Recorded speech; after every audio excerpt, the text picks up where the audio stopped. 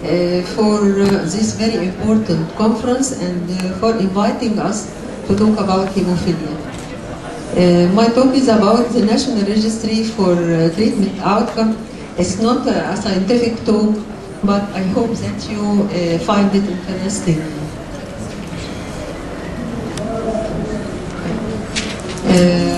At first, I would like to give some introduction.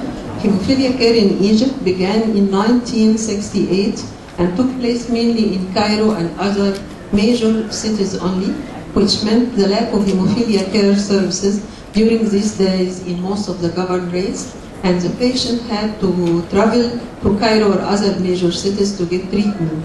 The Egyptian Society of Hemophilia was established by Dr. Hussein al-Shinnawi, previous General Director of the Central Health Lab, in 1971. The Egyptian Society of Hemophilia is a non-profit organization, and it is located in the blood bank of Red Crescent Society in Cairo. It is dedicated to improve the life of people with hemophilia and other genetic bleeding disorder. It was registered and regularly audited by Ministry of Social Affairs since 1971 and was joined to the World Federation of Hemophilia the same day. Our services: lab diagnosis and registry of hemophilia patient, promotion of comprehensive hemophilia care in Egypt through our center, as well as collaboration and integration with Ministry of Health, health insurance and other hemophilia treatment center, raising public awareness about people with hemophilia, counseling and social support, continuous education, and preparing of educational material for patients and their families. Encouragement of patients and their families to become active members of the Egyptian Society of Hemophilia, establishment of a national care and treatment guidelines approved by Ministry of Health, encourage scientific research in the field of hemophilia, update registry of hemophilia patient and other bleeding disorder, improve quality of life of hemophilia patient and their families, highlight the role of health authorities in controlling and treating hemophilia, thus providing better environment for hemophilia patients. National Registry for Hemophilia Patient. The first hemophilia patient registry in Egypt began in 1971 at the Central Health Lab of Ministry of Health. The Central Health Lab acts as a referral unit for diagnosis of hereditary bleeding disorder. At that time, the registry was compiled manually by adding every new registered patient to the registry, including basic information, and the registry data was shared with the Egyptian Society of Hemophilia. By 2000, computerized national patient registry started to maintain accurate data about people with hemophilia and other hereditary bleeding disorder, and have accurate statistics about the actual number of patients, their needs, and to monitor treatment outcome. The National Registry was updated to include more clinical information about the diagnosed patient.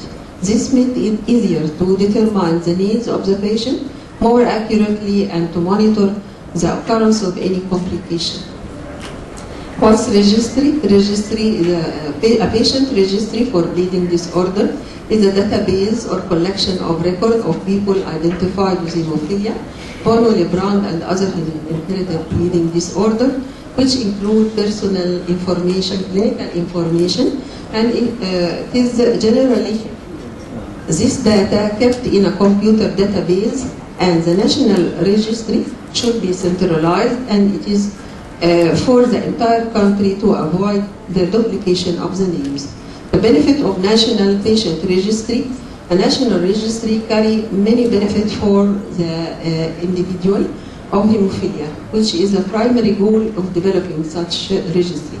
It helps individuals by increasing awareness of the prevalence of the disease and the needs of the patient in the community, identifying shortcomings in the healthcare delivery system, predicting future needs, area of concern, and empowering the National Hemophilia Organization and physicians to lobbying effectively on behalf of people with hemophilia. Advocating for healthcare One of the first steps in establishing effective hemophilia program is to develop a national registry of patients. In some cases, this essential work is overlooked because other issues such as organization of care, financing of care, and needs of treatment product may seem more important. However, the planning necessarily to add these other issues must be based on the understanding of the number of patients, the level of care they receive, their location, and their unmet medical needs. All this information is supplied by the National Patient Registry. Many countries have limited resources to spend on health care, and they allocate resources based upon what they assume is the highest priority. Often expensive chronic diseases such as hemophilia considered of low priority. So patient organization should demonstrate the need of the patient population and to show how the government investment for a small amount of resources will improve survival and reduce the expensive complication which may even need more health resources. Monitoring trend in health. A national patient registry is a critical tool for monitoring the identification and diagnosis of people with hemophilia and evaluate their health, as well as it serves as an essential tool for long-term planning for hemophilia organization and for priority setting for healthcare resources allocation. When a patient organization has access to the data in a registry, it has strategic power for lobbying, the ability to prove to authorities all the patient needs. It also allows the organization to provide quantifiable data on the number of individuals with hemophilia, their associated health problems and treatment needs. Systematic outcome assessment will help the authorities to evaluate current system for care and motivate to progressively increase funding to improve outcome. Data collection and analyzing it is one of the most important tools to analyze cost efficiency of any services through regular assessment of outcome by using validated outcome measurement tools, and the World Federation has now several validated outcome measurement tools. Having a national patient registry means being able to answer fundamental questions about hemophilia population within the country. Such information is invaluable for improving life of people with hemophilia. Data from national registry can provide health outcome data to monitor patient needs and identify health problems that need prompt attention. Example of health outcome data including numbers of infection with blood-borne viruses as hepatitis C viruses, number of patients with severe joint diseases, number of patients that have inhibitors. This information is critical in identifying the change needed for the patient, identifying particular problems that need to be addressed, or assessing and documenting the effect of changes in healthcare delivery which have been made for the population. For example, if the data on hepatitis infection acquired by patient receiving cryoprecipitated or fresh frozen plasma is routinely entered into a registry, we can use this data to make the Ministry of Health to increase the purchase and use of viral infected inactivated concentrates to treat patients with hemophilia. The use of this material can stop the transmission of blood-borne viruses in patients receiving these products. Allocation of resources, setting priorities, and improving purchasing process. Data from centralized national registry is invaluable in identifying the resources needed and the highest priority for success outcome, and help to determine the quantity of treatment product needs in case of purchasing treatment product nationally. Serving as a distribution mechanism, a registry helps organizing and monitoring the national distribution and the use of treatment product. The pattern of product usage can be evaluated. Excessive use of treatment product can be identified and evaluated and addressed. If a particular product is recalled or identified as having some safety or quality issues, registry data can be used to identify the patient who receives it so we can contact them. Helping to establish communication network by identifying where patient live. The registry is essential part of the communication network that include treatment center and patient organization, ensuring better global data. Data collected nationally and globally by the World Federation has been extremely useful for advocating for improving care for people with bleeding disorder worldwide. The data shows the effectiveness of starting national program and providing even small amount of safe clotting factor concentrate on health outcome for patients with hemophilia.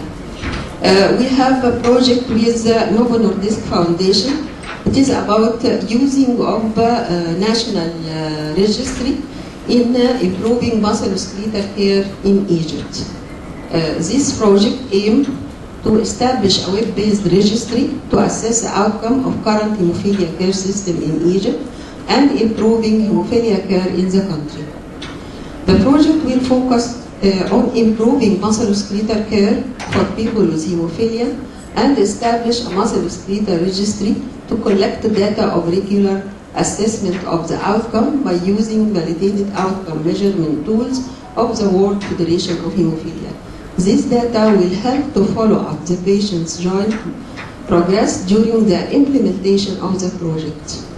Work plan after installation of musculoskeletal registry software in the chosen treatment center and training the hemophilia treatment center and hematologist physiotherapist for the use of the software.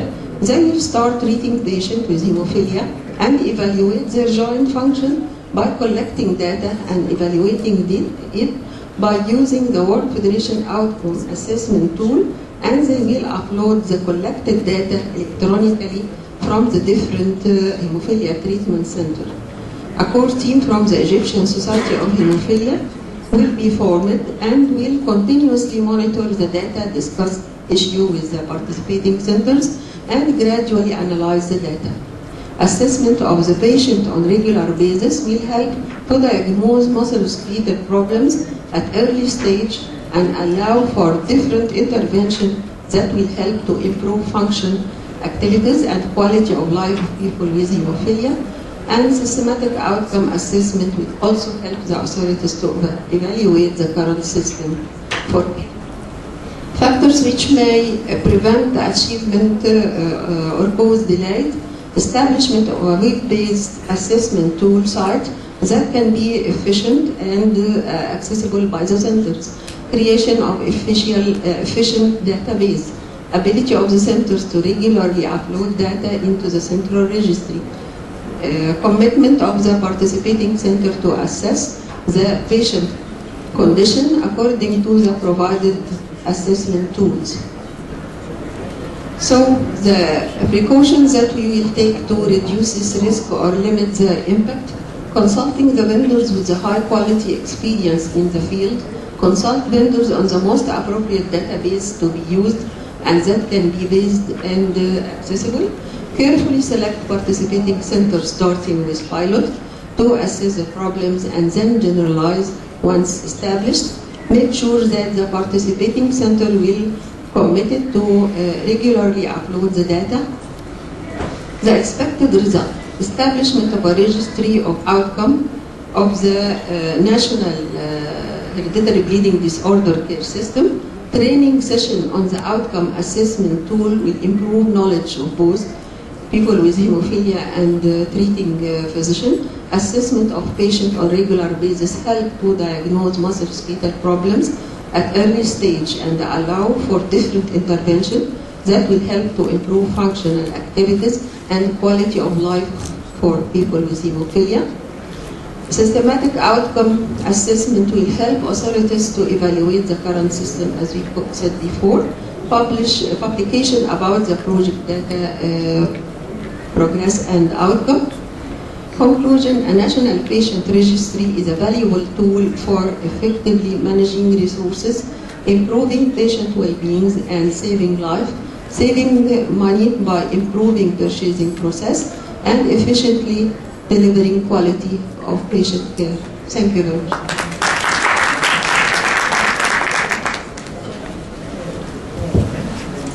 Thanks, Professor Magda, for this very practical and very important presentation, and also thank you for great effort to improve the outcome of hemophilia patient. Now, our last lecture in this session is again with Dr. Majdi Dikiabi, and he'll give us a lecture about new treatment products, which is a very interesting topic.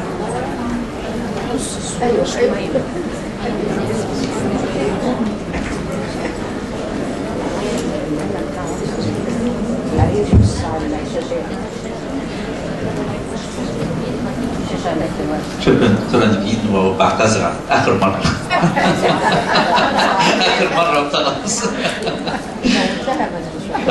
For those who are not oriented with hemophilia, although it is a blood disease, but in its nature, it's a progressive musculoskeletal disorder. Because, basically, there is bleeding into muscles and joints, and once the bleeding happens more than 2 or 3 times into a single joint, this joint becomes chronically inflamed, and in a matter of time it will progress into destruction and then handicapping of the patients.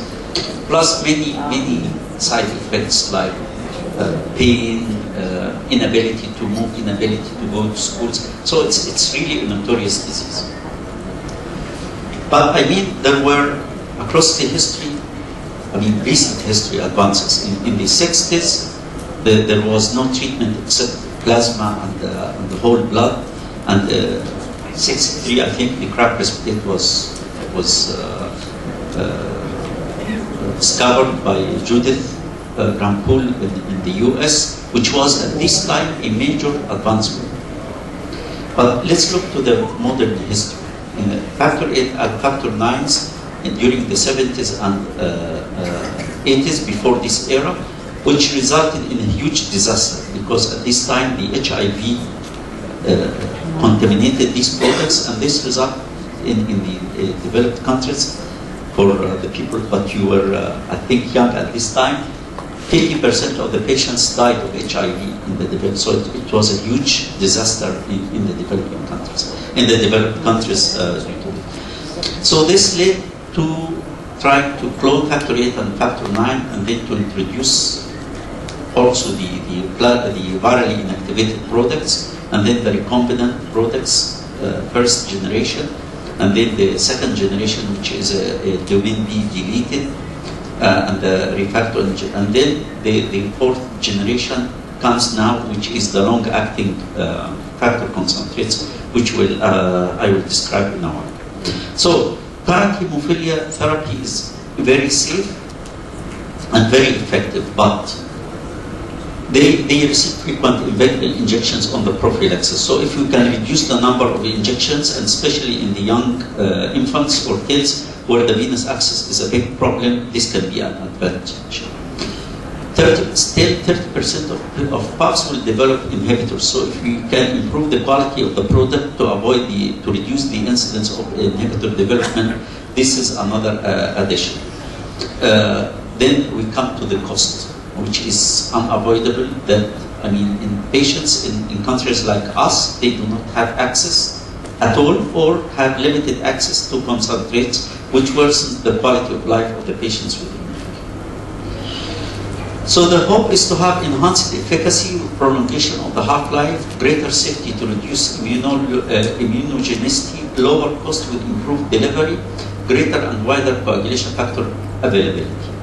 And this is happening, and I will explain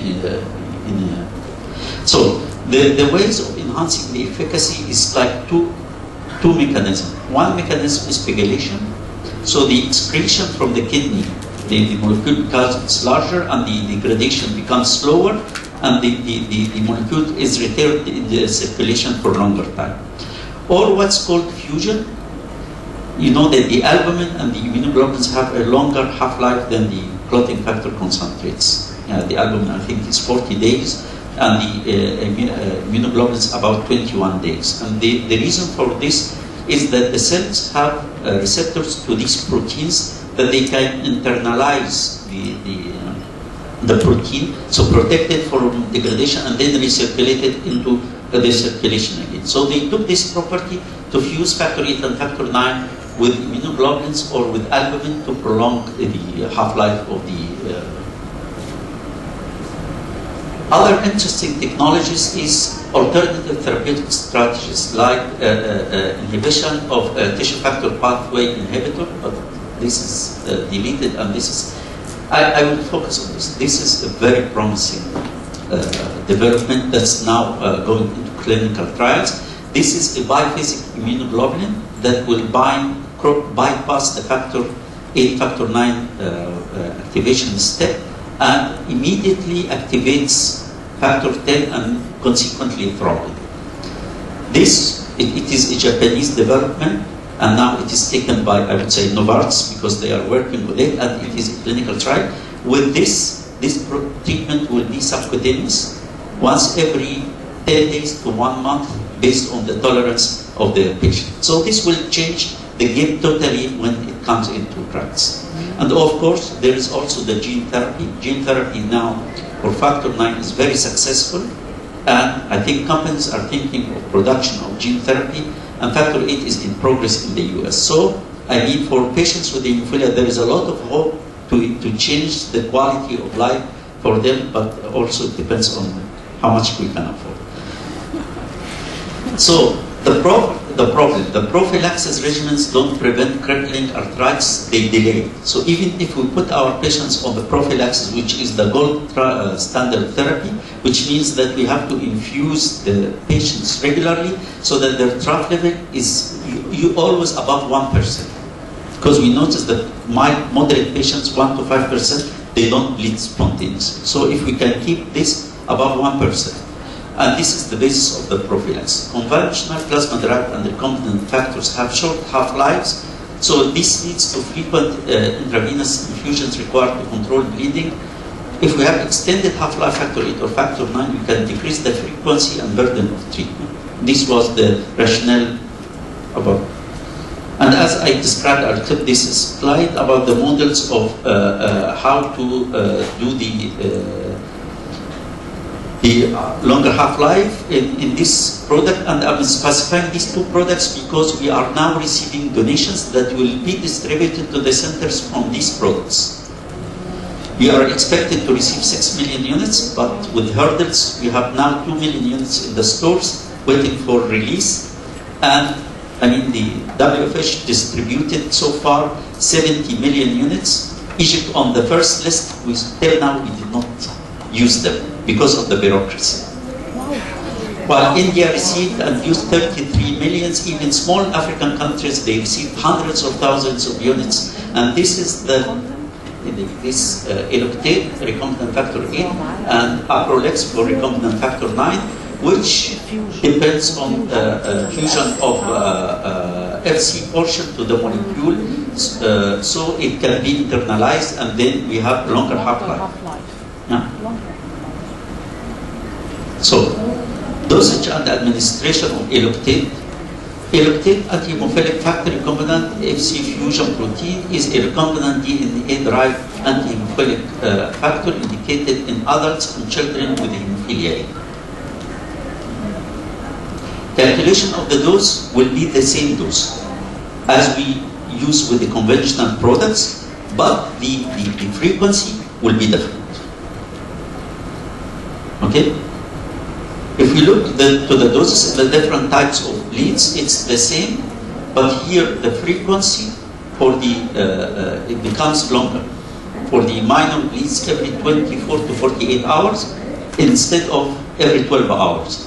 And for the major bleeds, instead of every 28 hours, it becomes every 12 to 24 hours. So in these products, in the dosage it is similar, but in the frequency it is different because they have longer half-life.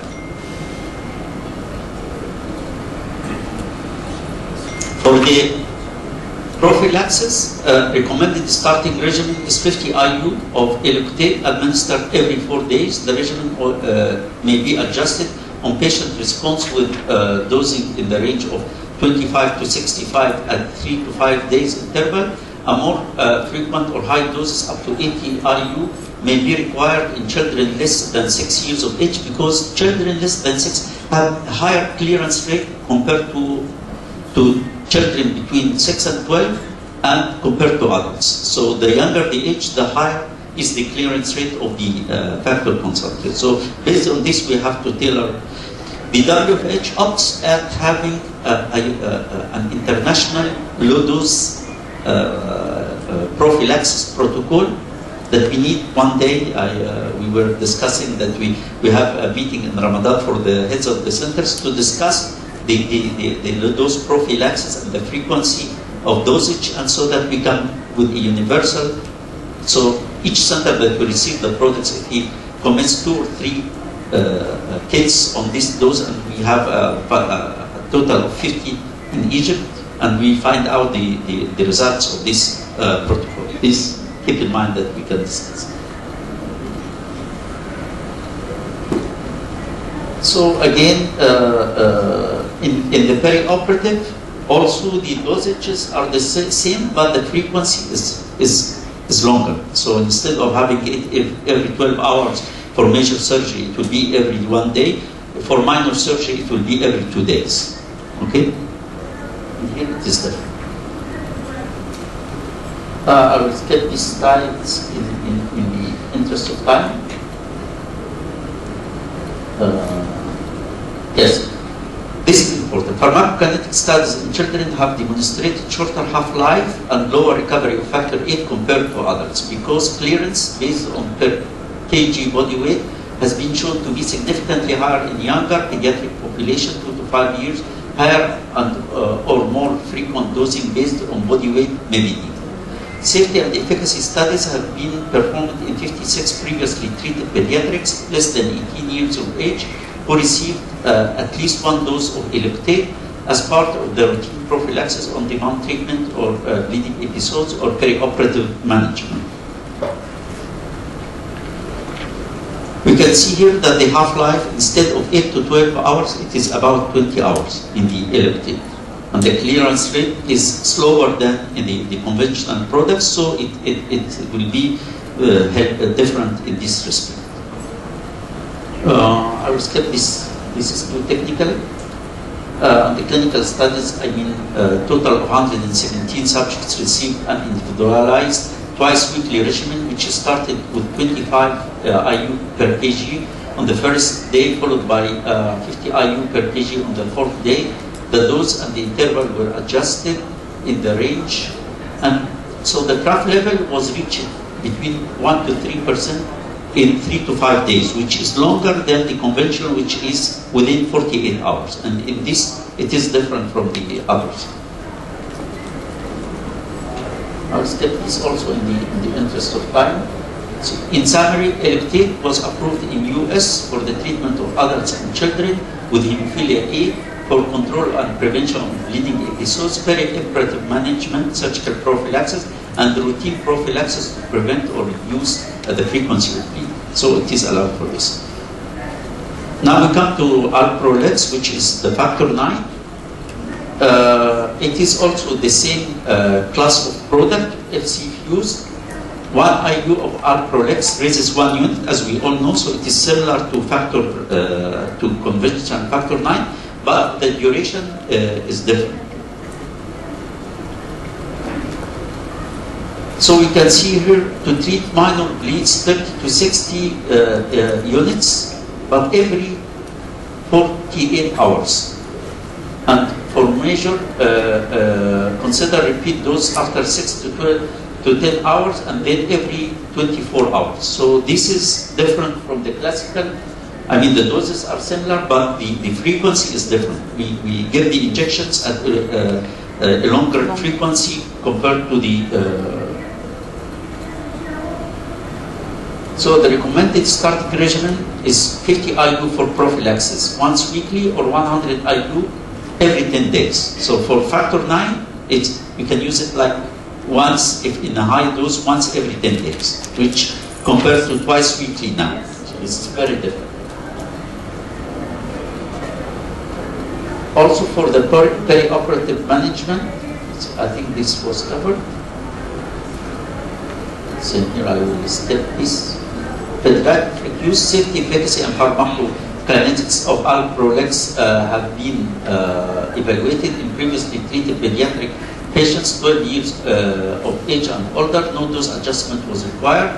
Children under 12 years of age may have higher factor 9 body weight adjusted clearance, shorter half-life, and lower recovery.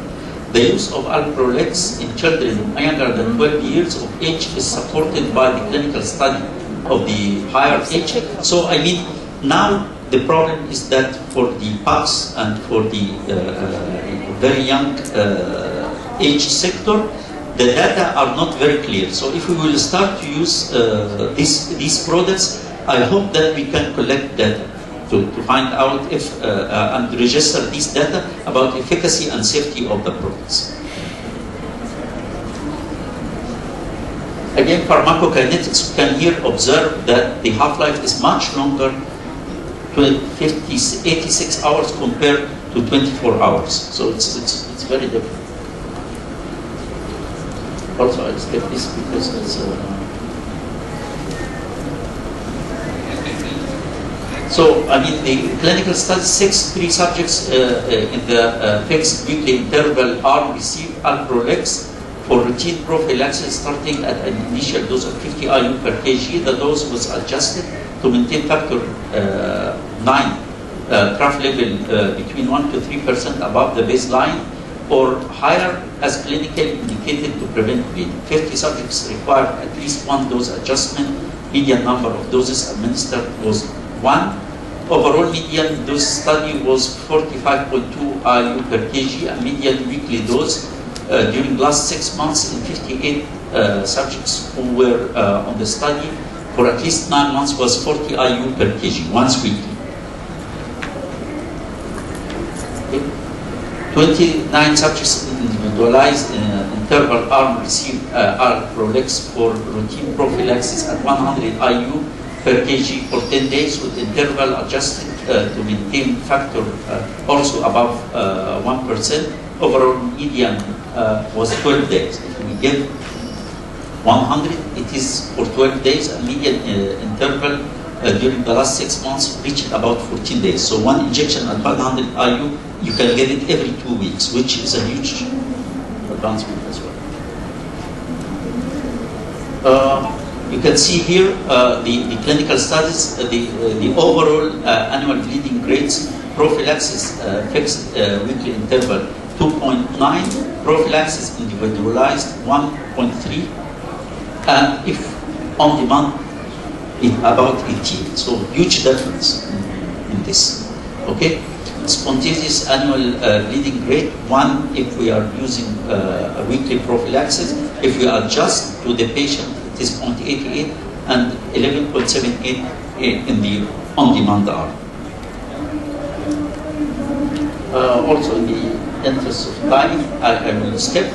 So, in summary, Alprolix was approved in the US for treatment of adults and children with hemophilia B for control and prevention of bleeding episodes, perioperative management, routine prophylaxis to prevent or reduce the frequency of bleeds, and is not indicated for induction of immune tolerance in patients with hemophilia B. Okay? Both are not labeled for immune tolerance, whether the Eloctate or the Alprolix, until the clinical trials will come out. So this is my conclusion. One thing I just wanted to highlight, we have now about 2 million units who are waiting for the release from the Central Pharmaceutical Authority and will be distributed in the centers. 2 main things, please. First, reporting. The reporting should be per patient. And we will try to have a meeting to have, because the WFH has an interactive website for the registration. So each center will be given kind of a password, and we hope that we use the serial number of the patient's ID from the, so that we have one number, because otherwise patients can be rolling between centers and It's written everything. in the card. Hmm? It's written in the It's card. written in the card. It's written in the card. Okay, so this is very important. Second is that you will work out from now, like kids for being put into the prophylaxis program. We have this low dose prophylaxis in our center since 5 years. The main criteria before age 5, preferably 2, and preferably that he did not have bleeding in one index joint more than 2 times, and no inhibitors. So these are the main 3 inclusion criteria. And that we perceive that the patient will be punctured and the parent will be punctured, because you don't want to start with very expensive drug and then they drop out from our register. So I hope that this also, we work on it from the different centers. Thank you very much. Thank you very much, Dr. Mahdi. And this is definitely an outbreak. Why are you moving? Isn't it here?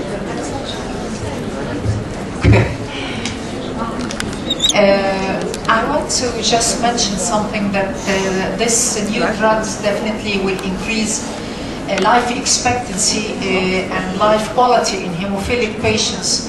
But soon enough, we're going to face other problems with patients with hemophilia.